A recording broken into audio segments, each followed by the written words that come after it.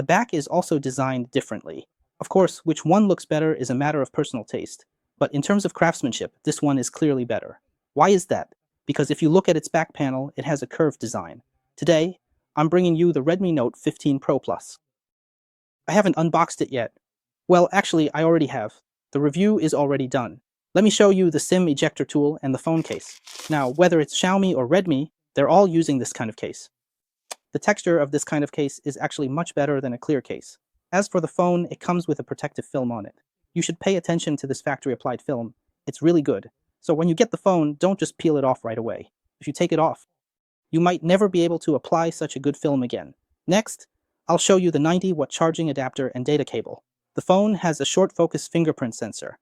Overall, once you get your hands on it, the build quality doesn't feel like a budget phone. Compared to flagships, there's no difference. Where does its refinement come from? I'll show you. It also uses a large, squared-off corner design with a full-body macro finish. These four corners are identical, which makes it look really good. It's chunky, and the R angle on the front and the R angle on the back panel are the same. Usually, only flagship phones have this level of craftsmanship.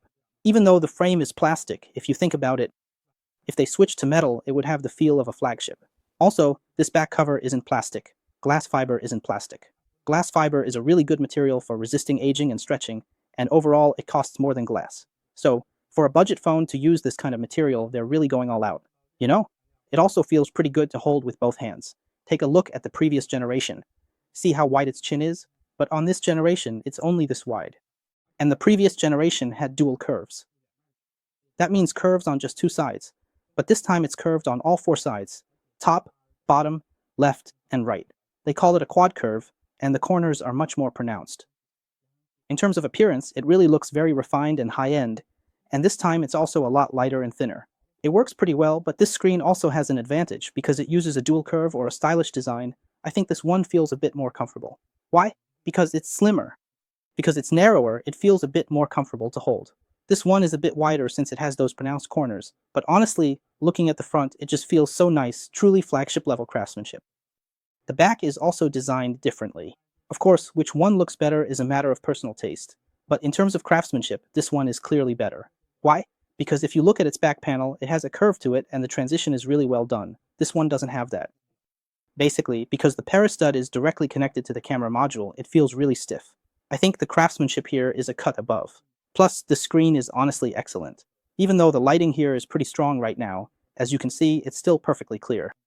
Even under direct sunlight, it's still super clear. I think the peak brightness is 3200 nits, 3200 nits, which is really impressive. And as for the camera, they really went all out this time. The main camera is 50 megapixels, and there's also a 2.5x telephoto lens that's 50 megapixels as well. There's also an ultra-wide-angle lens, and the front camera is 32 megapixels. The battery is 7,000 milliamp hours, and the fast charging is 90 watts. 90 watt fast charging, which is pretty solid. But what's the most important thing? The most important thing is that this phone is waterproof and dustproof. Waterproof, you know? It's got IP68 and even IP69K drop resistance. I'm sure you've seen a lot of waterproof test videos. I did a quick test myself, and honestly, there's no problem at all. After several generations, this is the first time Redmi Note has explained it, and it's also the first time in the smartphone world that flagship-level waterproofing like IP68 has been brought to a budget phone. So you really don't need to worry about water resistance. I did a simple test for waterproofing and drop resistance. Of course, you've probably seen a lot of videos already. I actually feel bad for the phone, so I didn't do any extreme torture tests. There's plenty of those out there already. But the most interesting thing is, guess what? It also has excellent features for seniors. Let me show you the elderly care section. Because it's written as Xiaomi's mission in 10 characters, this is the normal font size. If an elderly person, or even young people nowadays with less than perfect eyesight, need it, you can make the text really big. Take a look. You can make the text especially large. You can also make the icons really big. Most importantly, what else does it have? It has features to block scam calls, block telemarketing calls, and block real estate agent calls. If you turn all three on, none of those calls can get through. This is really great, and there's also a risk interception feature. As for apps, sometimes elderly people get tricked into installing all sorts of random software, and this can help prevent that too. So, getting a phone like this for the seniors in your family is actually pretty great. That's about it for the unboxing. Speaking of which, for a phone like this, selling it at such a low price, if you gave it a slightly better processor, added a metal frame, and threw in a periscope lens, even if it cost 500 yuan more, it would basically be an entry-level flagship phone.